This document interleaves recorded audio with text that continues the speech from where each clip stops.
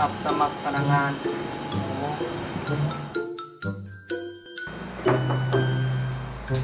เชิญ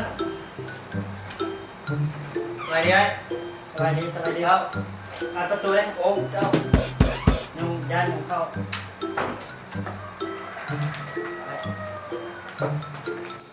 มาสมัครงานบ่น้องแม่แหละพอดีน้องเห็นติดอยู่หน้าบริษัทว่าหาพนักงานก็เลย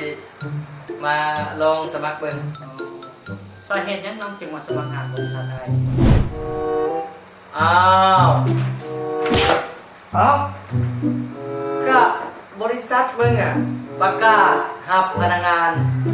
กูก็มาสมัครแต่มึงมาถามเองว่าเหตุผลว่าเป็นยังจังมาเว้นน้องเจ้าไอ้ก็น้องพอดีเรียนจบใหม่ไอ้ก็เลยอยากมีประสบการณ์ในการเรียนก็เลยมาสมัครบริษัทไอ้ได้เอาลองเบ้าเบิ่งดูน้องมีความอดทนไล่ได้เรื่องเห็นเรียกเห็นงานโอ้เจ้า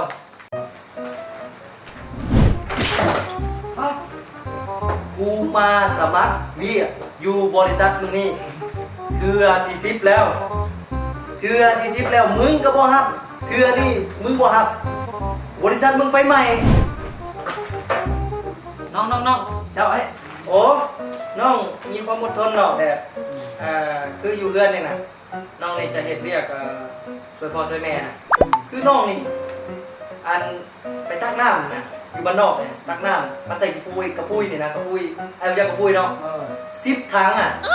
ภายในเวลา2 ชั่วโมงน่ะว้าเที่ยวประมาณลักหนึ่งอ่ะไอ้ที่ย่างกลับไปกลับมาตัก10 ฟุยน่ะบอกมึงความอดทนน่ะถือว่าอดทนเก่งเจ้ามีความรู้มั่นที่นี่เจ้านี่เอ้าน้องมีซื้อยังนี่โอ้น้องซื้อแก้วอะแก้ว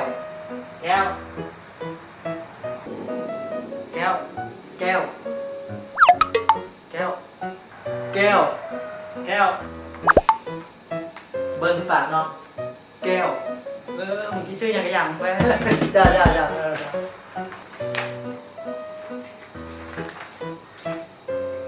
ประวัติน้องก็ดีอยู่ได้เนาะเจ้าไอจีพิจารณาเป็นพิเศษแล้วเจ้าใจว่าแต่ถ้าน้องเห็นเรียกอยู่บริษัทได้นี่ต้องการเงินเดือนมาได้นี่โอ้น้องจะได้เงินเดือนสบายนะจะได้เงินเดือนสบายมึงฟังกูดีๆเจ้ากูเฮ็ดเรียกอยู่บริษัทนี้นะ10 ปีแล้วก่อนจะได้เงินเดือนสัปนี้นะมึงห้องเอาชีวิตและสำคัญออกจากบริษัทกูเดี๋ยวนี้บ่ฮับอ่ะบ่ไปบ่ฮับไปบ่ได้แล้วบักเวรเนี่ยวันกูอีกแล้ว